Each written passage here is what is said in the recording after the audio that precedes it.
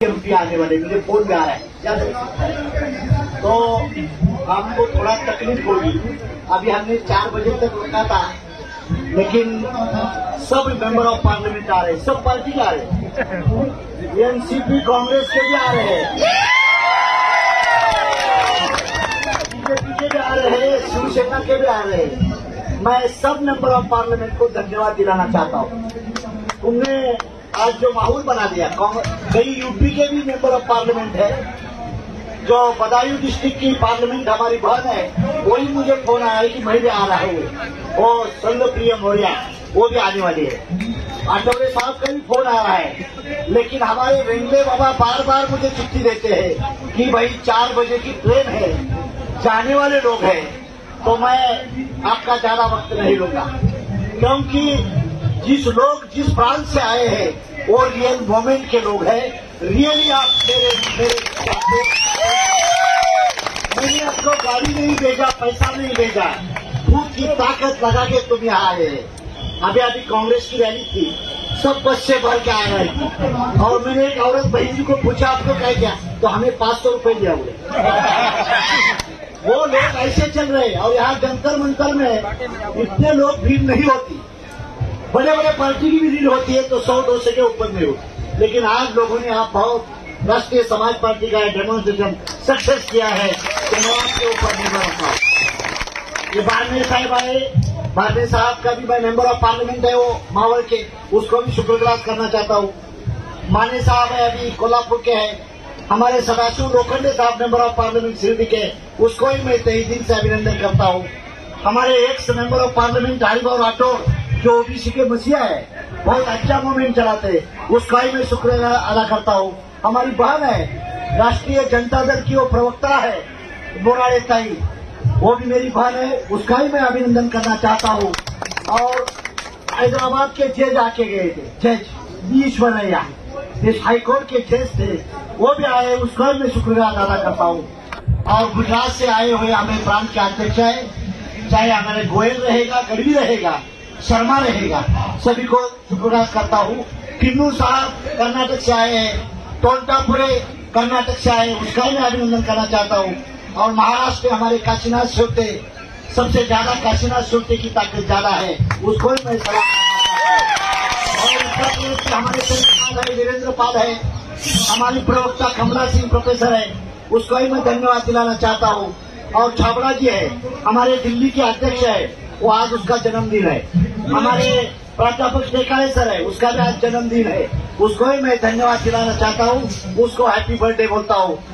सोनू सिंह है, सोनू सिंह है, यही लोगों का, क्योंकि ये लोगों ने ताकत बनाई, कई लोगों ने पैसा दिया है, कई लोगों ने मेहनत करके आया है। साथियों, मैं जब तक जिंदा रहूंगा तब तक एक मांग की निपटने की कोशिश मैं करूंगा। मैं आपको बताना चाहता हूँ, क्योंकि मोदी के साथ हम एनडीए में है। अभी मोदी साहब को मोरारजी में बताना चाहता हूँ, मैं मिनिस्टर था, एनडीए के मीटिंग में, यही पार्लियामेंट में हमारी सब दल की मीटिंग थी, तब मोदी साहब को मैंने क्वेश्चन अराइज किया था, साहब आप लास्ट 4 दिन आप ओबीसी के नाम से वोट मांगे थे, लेकिन हमें आज ही कांग्रेस के लोगों ने 340वां कलम 13 घोषित किया है, तो संविधानिक दायरे में लाने की कोशिश करो, हम आपको धन्यवाद देंगे। उस वक्त मैंने बोलने के बाद टीडीपी के नायडू ने मदद किया, मुझे अपना दल की अनुप्रिया पटेल ने मुझे मदद किया, रामविलास पासवान ने मेरे पास साथ खड़ा रहा। ये सब छोटे छोटे ओबीसी की पार्टी थे। उस वक्त मोदी ने, मुझे लगता है कि 100 कॉन्स्टिट्यूशनल अमेंडमेंट किया गया, राष्ट्रीय ओबीसी लोगों को घटनात्मक दर्जा मिलाने का काम हो गया। आगे की लड़ाई आगे है, जब तक कास्ट सेंसस नहीं होगा तब तक सोशली, इकोनॉमिकली, एजुकेशनली और पॉलिटिकली ये समाज का डेवलप नहीं होगा। हमारी मांग यह है, इस देश में पंडित कितना है, इस देश में ठाकुर कितना है, इस देश में मराठा कितना है, इस देश में राजपूत कितना है, इस देश में ओबीसी कितना है, इस देश में क्रिश्चियन कितना है, इस देश में मुसलमान कितना है, सभी की जाति गिनती होनी चाहिए, सभी की होनी चाहिए, खाली ओबीसी की नहीं है, सभी की होनी चाहिए। क्योंकि मेरा गुजरात का प्रभारी शर्मा है, वो पंडित है, वो 2 गाड़ी लेके तभी भाग के आया है गोयल के साथ। गोयल साहब लेके आए हैं गाड़ी। तो मेरे एक कहना है कि ये पार्टी में सब समाज के लोग हैं, मेरे सब समाज के लोग ये पार्टी में है। तो लोगों को लगना चाहिए ये पार्टी मेरी है, मेरी है। महादेव जानकर सेपड़ है, काल है, जरूर है, लेकिन ये पार्टी में सब लोग हैं। तो वो लोगों को भी घटना अधिकार मिलना चाहिए। जब मैं मिनिस्टर था तब हमने कैबिनेट में डिस्कशन किया था, तब मेरे चीफ सेक्रेटरी ने बोला कि साहब ये कास्ट की जनगणना नहीं है तो हम कास्ट के ऊपर नहीं दे सकते। उस वक्त तो मेरी बहन पंकज अताई बोली और बावन कुड़े ने और सुधीर मंगल ने बोले जानकर साहब की डिमांड है उसको हम समर्थन देते हैं कैबिनेट में, और हो गया। क्योंकि हर कम्युनिटी की जात की जो संख्या समझ में आएगी तो उसकी डेवलपमेंट हो जाएगी। आज बोलते हैं पेटी मैडम आपके समाज की भी जनगणना नहीं है, वो बोलती नहीं मिलता, हमारी जरूरत है उसके समाज की भी जनगणना नहीं है, तो कौन भरा करेगा? मैं प्रधानमंत्री भी बनूंगा तो आपका भरा नहीं होगा। जब सब समाज की कास्ट जनता हो जाएगा, कास्ट सेंसस हो जाएगा, तब हम उसके गवर्नर कितने हैं, उसमें IAS ऑफिसर कितने हैं, उसके IPS ऑफिसर कितने हैं, उसके कारपोरेट सेक्टर में आदमी कितने हैं, सब समाज में समझ में आएगा। लेकिन ये लोगों को आपको कास्ट सेंसस करना नहीं है। हम बार बार डिमांड करते, लेकिन क्यों नहीं? अभी नीतीश कुमार का मैं अभिनंदन करना चाहता हूँ, उसके असेंबली ने ठराव पारित किया कि कास्ट सेंसस होना चाहिए। हमारे महाराष्ट्र की सरकार जब उद्धव साहब थे, वो अजीत दादा थे, देवेंद्र थे और अभी शिंदे साहब है, उसको भी मेरी विनती है, हमारे असेंबली ने भी तय ठराव किया है कि कास्ट सेंसस होना चाहिए। इसमें कोई पार्टी का अपोज नहीं है। लेकिन दिल्ली में राजा बैठता है, महाराष्ट्र में सूबेदार बैठता है। दिल्ली के पास क्यों आया हूँ? दिल्ली में पार्लियामेंट है, यही हमारा मंदिर है, यही हमारा भगवान की देन है, देने वाला पार्लियामेंट में बैठा है। इसीलिए मोदी साहब आपको विनती करने के लिए आया हूँ कि तुम तुरंत से तुरंत कास्ट सेंसस डिक्लेयर करो, ताकि तुम्हारी हिस्ट्री बन जाएगा और ओबीसी का तुम सब समाज का एक अम्बेडकर बन जाएंगे। ये दावत देने के लिए आपके पास मैं आया हूँ। साथियों, आप बोलेंगे क्या चल रहा है, वो नहीं करेंगे तो हम उसको मजबूर करेंगे।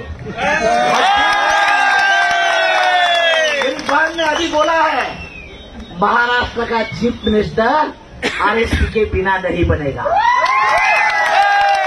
महाराष्ट्र के मेंबर ऑफ पार्लियामेंट RSP के कार्यकर्ता के बिना नहीं बनने दूंगा। मेरे लड़के के लिए, मेरे लड़की के लिए यहाँ नहीं आया हूँ, तो समाज के लिए आया हूँ, देश के लिए यहाँ आया हूँ। मैं तुम्हारा बच्चा हूँ, किसी का मैं लेन देन नहीं करने वाला। ताई तुम बोल रही थी बीजेपी के साथ, बीजेपी, मैं MLA हूँ, मेरे सिंबल पे कंपस क्लब पर थे। मेरा दूसरा MLA है, वो भी मेरे सिंबल पे है। मेरे सिंबल पे मैं हूँ, उसके सिंबल पे नहीं हुए। दूसरे के घर में किराया नहीं रहता, मैं किराए पे मेरा बंगला देता हूँ।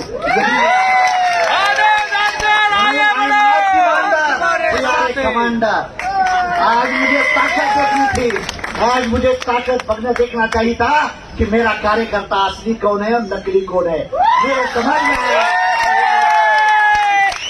साथियों, ये सब समाज की लड़ाई, किसी पार्टी के और किसी इज्म के खिलाफ हम खिलाफ नहीं काम कर रहे। इस देश में हिंदू की राजनीति चलती है, हिंदू में 52% होते हुए भी हमारे समाज की गिनती नहीं क्यों होती? हम हिंदू है ना, हिंदू हम हैं, लेकिन हमारी गिनती क्यों नहीं होती? ये मेरा सवाल है। बीजेपी और कांग्रेस के धुरियों को तुम क्या करते? ड्रामा करना चाहते हैं?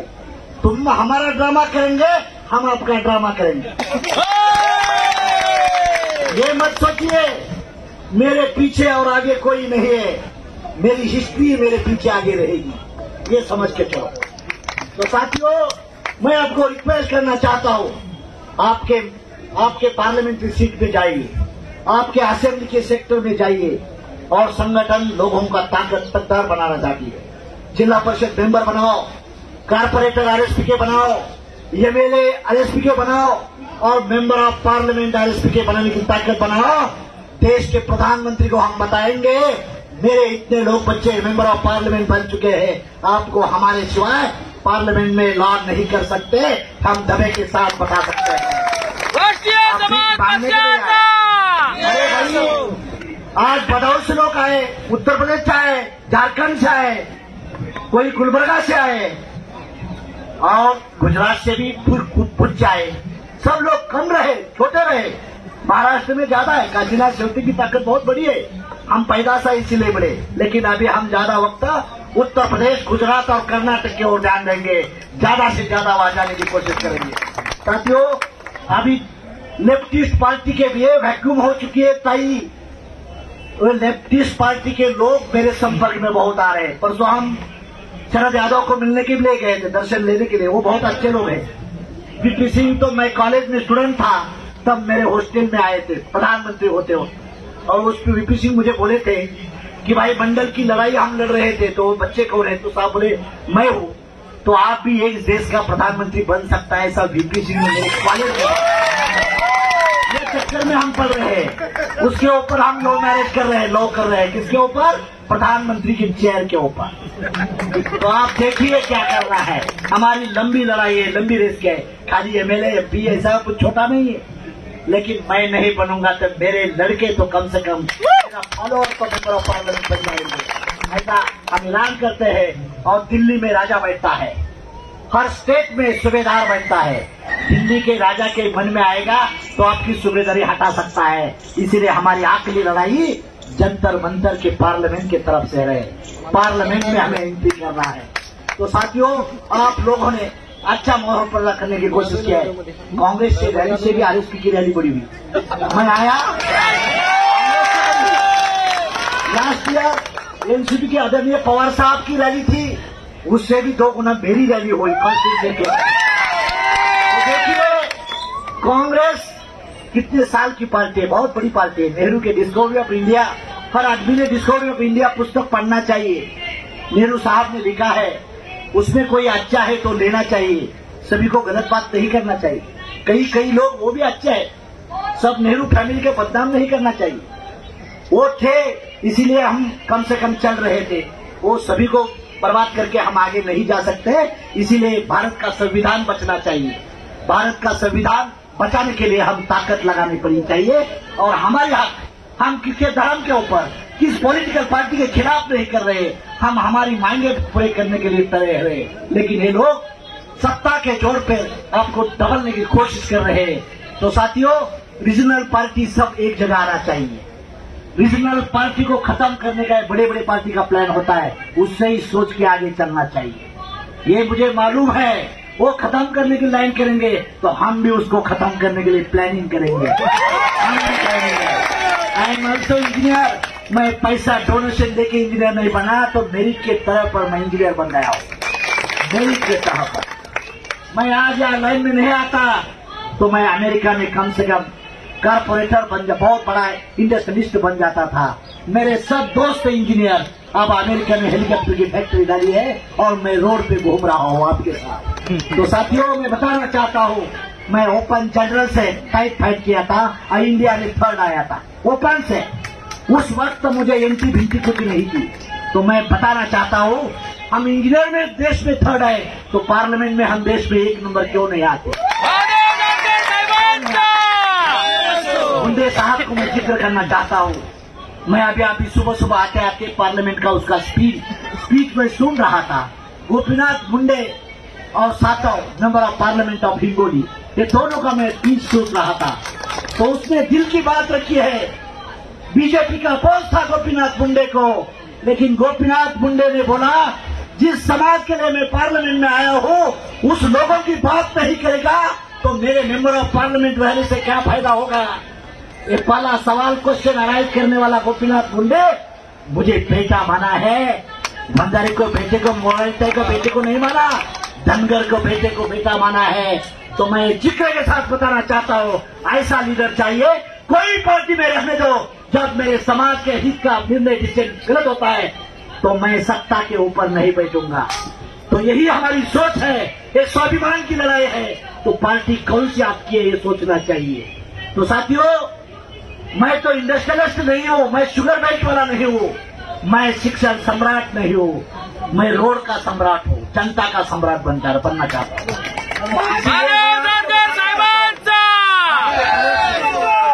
आपके प्रदेश में जाके ये पार्टी का दल बनाओ, सब समाज को साथ में लेने की कोशिश करो, सब लोगों को जिताने की कोशिश करो, तब आपको अच्छे दिन आ जाएंगे।